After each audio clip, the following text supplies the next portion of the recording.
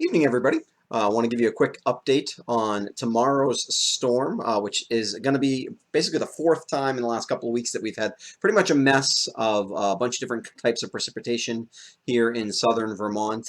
It's going to give us, this one should give us a little bit of everything, a little bit of freezing rain, probably some sleet mixed in with that freezing rain, some plain rain in the middle of the day tomorrow, and eventually a little bit of snow on the backside.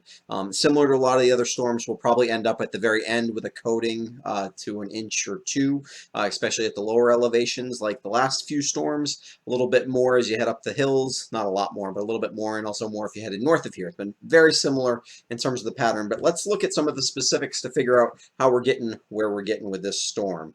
So I want to start us off at looking, this is a little hard to see. I wish my resolution was a little better on this map, but this map here is going to show us a little bit of where our low pressure system currently is. I'm going to circle it here. Hey, that blue actually shows up. That's nice. That's where our low pressure system currently is, and it has slowly been developing and heading northward over the last couple of days or day, and it is going to transition off the coast and kind of develop a secondary low as the main low continues to head kind of in this direction.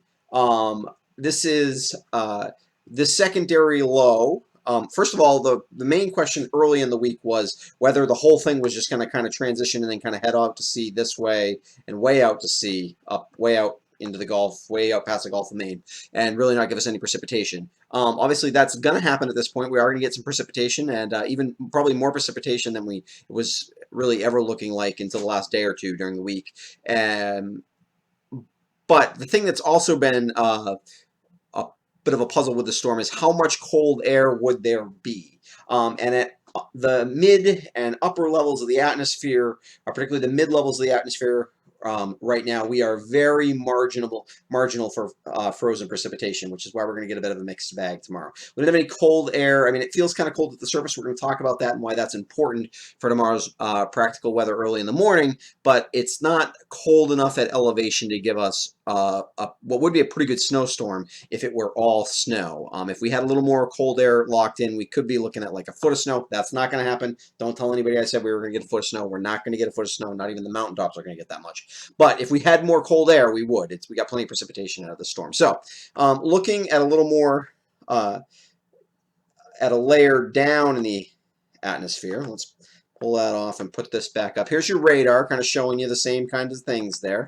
We've got this low pressure system, which is spinning here in the Ohio River Valley, and you can see the general kind of northward trajectory of the precipitation. You've got plenty of precipitation. We've got some thunderstorms down here along with the cold front, and even quite a few heavier radar echoes here on the northern fringes of the warm advection precipitation. All classic signs. This is a pretty classic, good setup. Like I said, except for having a lot of cold air in place. It's not unusual. We're still in November, and while we've been cold, we don't have any deep cold locked in. So what does that mean? Let me get rid of my squiggles. Oops. And let's pull up. Oops. Nope, that's the next one I want to look at. Sorry about this. That's the one I want to look at. There. Okay, temperatures. So why is the storm going to move off the coast? That's a good question if you are wondering about that. So the reason the storms basically almost always want to move off the coast is because they are going to look for where the temperature gradient is. And as you can see, we have this big area of kind of generally in the 20s and 30s up to about 40 that goes all the way across the northern section of the United States. Notice there's no real cold air here. We have just a little bit of cold air locked in over northern Maine, which is filtering down, giving us a little bit of cooler air here this evening, maybe just enough to cause some freezing rain issues in the morning. Like I said, we're going to get to that.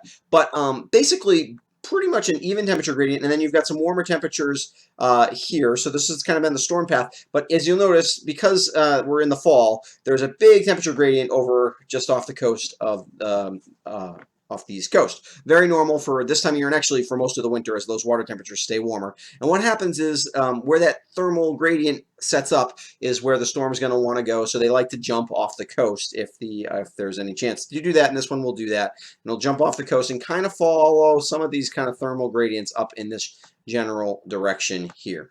Normal setup. But the problem with that is, so we don't have any real cold air to to really drag down and give us plenty, teens and 20s for tomorrow to give us real snow. What will happen though is we do have just a little bit, and I want to show you the surface temperatures currently because they're just marginal enough. Let me get rid of my squiggles one more time here. Too many drawings tonight. These numbers are a little hard to see, but we have cooled off into the mid to upper 20s already across southern Vermont, and it's still clear out. There's still time to cool even a few more degrees. I wouldn't be surprised to see lower 20s. And the problem with that is it is going to lock in some cold air. This is very shallow cold air, though. It's right at the surface. And so what that means is that tomorrow morning, when precipitation first starts, and it's going to start here probably around 6 a.m., maybe 4:30, 5 o'clock if you're way down by the Massachusetts border, and if you get up into close to kind of the Rutland or Claremont areas, you're kind of head north, you're probably 7 or 7:30 before you get up there. It's going to take a couple hours to overspread the area. And as it's doing that, we will, the mid and upper levels of the atmosphere are going to warm up, but the surface layers are going to stay just cold enough that I think freezing rain could be a problem tomorrow morning. Not a lot of icing to the extent that I'm worried about power outages or anything like that, but it could make the roads pretty slick tomorrow, and we could get some sleet as well. Whether it's sleet or freezing rain is always a little tricky to tell until it happens. So what that means in terms of the highlights for the storm are basically this. Precipitation starts around dawn tomorrow morning. Anywhere from as early, if you're right down by the Massachusetts border, it could start as early as, like I said, 4:30, 5 o'clock in the morning. Most of us will be snowing in southern Vermont by 7, or excuse me, be having precipitation come down by 7 a.m. tomorrow morning.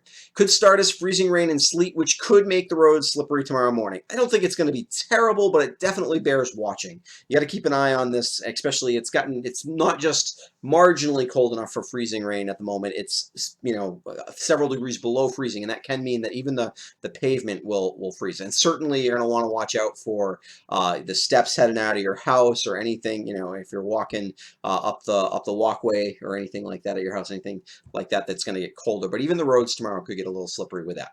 Then we should warm above freezing. I think just about everybody does that during the midday, and we'll see most of the precipitation change over to rain. We could still have a little sleet mixed in here and there. When it comes down really heavy, maybe you'll see a few snowflakes mixed in, but it basically shouldn't be real problematic. The roads should get better. And then after about 2 p.m., I think we turn back to snow, and it's not going to be a lot of snow because the same thing that has happened in the past is as the storm wraps around, we kind of run out of moisture as we're turning back to snow. So again, it's probably an inch or two of snow we're looking at. We may change over a little earlier up at the highest peaks.